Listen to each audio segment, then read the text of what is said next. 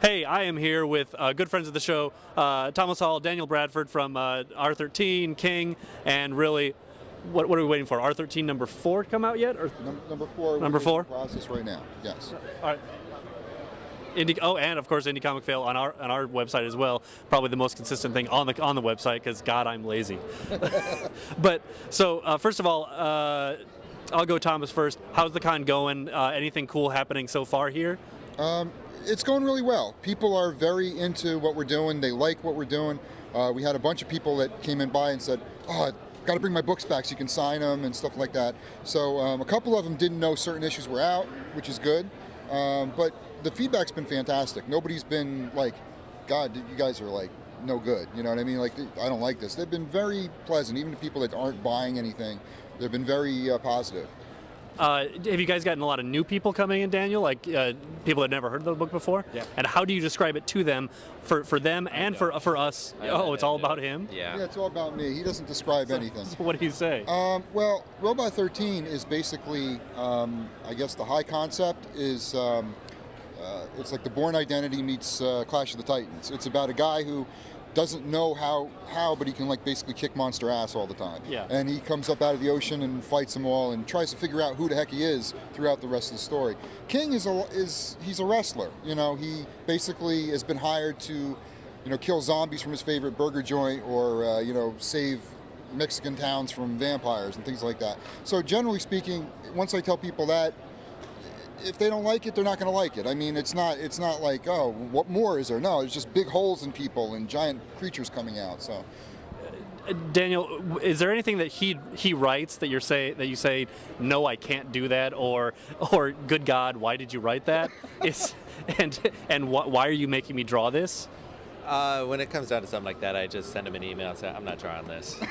Has there been something you said? Yeah, there have been times. I can't really think of anything offhand, but there were times where I'm just like, I sent him an email and said, "All right, dude, I've tried like 5 times, can't get this right. Come up with something else," and he'll be like, "All right." We actually changed the ending of the first issue of Robot 13 because I had this grandiose, complicated, cinematic thing, and he's like, "How the hell can I draw that?" He goes, "As a movie, it would be fantastic. But me drawing it on a one page," he goes, "What the hell are you trying to do to me?" So we have the eyeball thing at the end of the first issue where that wasn't in the original script. But oh, really? No, it wasn't. And it came out better. It actually came out better. And issue 4, that little aspect of it is going to come back also. So actually, issue 4, the script is written. Daniel's going to start working on it pretty much when we get back. And it's got a lot of stuff from issue 2, issue 1 that it brings back, some of issue 3. So it kind of feeds back what's been going on for anybody. Well, I'm excited for it to complete the cycle, but I don't even know how many issues it's planning on being. How long are we going here with it? Right now, we're aiming at 9 issues. 9 issues, okay. But it could very well go beyond that. But right now we're planning on 9. Nice. And then King is just a series of one-shots, right, Thomas, or is it? It's kind of, each issue kind of sort of comes after the next. But yeah, you can pretty much read them on their own. There's nothing any of them that says, you know, I won't enjoy it if I haven't read King 1 or King 2 or whatever. So yeah, the continuing story aspects are not really a big deal. There's an overarching idea that we're going to be going with, but it's not anything that, you know, we like the self-contained because he's basically, everything's dead at the end of every issue, so, you know. Oh, sure. What, do you guys have any other plans for any other books right now that you can talk about, or no? Are these the ones because you're already, you know, focusing on these at this point? Well, Daniel's working on some things. You want to talk about any stuff you're doing? Well, yeah, I am actually working on a graphic novel. Oh, yeah. It's something of a Southwest steampunk type book, but it's so early on in its stages right now. I have no idea where it's going to go with the publisher. I'm actually launching a webcomic on April 1st. Oh, cool. With Owen McKinder, who is the keyboardist for the band The Birthday Massacre. And he and I are going to be putting together a webcomic launching April 1st, and he is probably one of the funniest guys I've ever known. So that's going to be a lot of fun. What's it about? It's about a little boy who his imaginary friend is a zombie, and his zombie imaginary friend has an imaginary friend of his own. The series is called Disappointing Monsters, I'm sorry.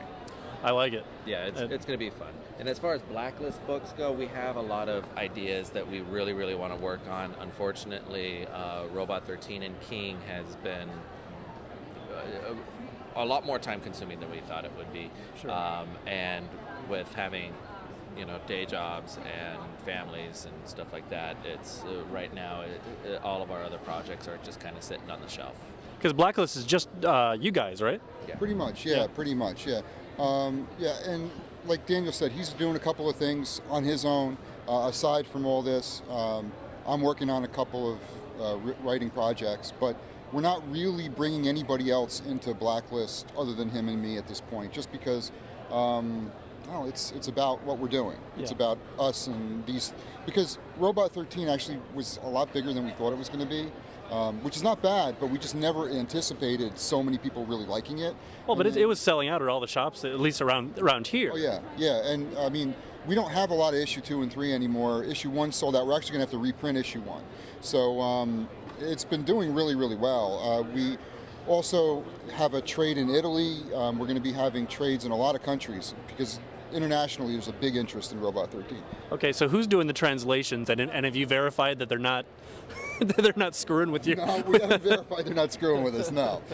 They basically, when you license a book like that, you trust them to do a good job, and they're putting their money on the line and stuff. So if it really says something stupid, I think it's going to be. Sure. But yeah.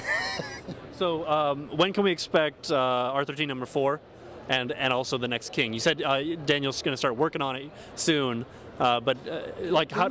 King's going to have to come later because we do need to get Robot 13 going because it's been almost a year now since we've had a Robot 13 issue.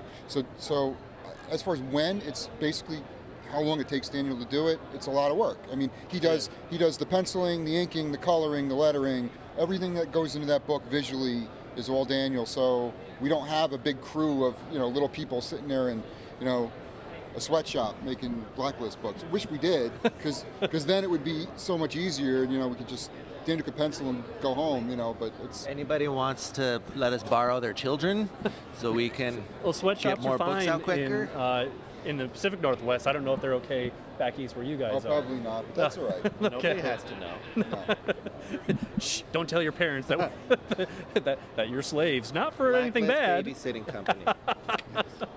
So, I hope you guys have a good con, and do you guys have a website that you can pass on to anyone from Blacklist? Yeah, it's blackliststudios.com. Basically, Okay. you go there. Anything that we have is there. We also both have Twitter accounts, and we tweet all the time. I do follow you guys quite a bit. Mine is Robot13. You spell it all out. Daniel is DA_Blacklist, right? Scratch that, reverse it. Oh, Blacklist_DA. Okay, I'm sorry. Gotcha. Yeah. There you go. The Twitter battles that go back and forth with these guys and other folks, Drew Poza we've had on here, are quite good. So some people are still hesitant about the Twitter. At this point, it's good. It's good. It's good. It's nice because you can interact with people directly. They can ask you questions. You can make fun of them, especially Drew. Yeah. Especially Drew. Well, he deserves it. He does deserve it. Yeah. Because he loves Olivia Newton-John. So. That's all there. We'll talk to him about that later. Yes. And but anyway, thanks guys. I hope your con goes well, and I can't wait for the next stuff coming out. Thanks guys. Hey, Mr. Record Man, the joke's on you. Running your label like it was 1992. Hey, Mr. Record Man.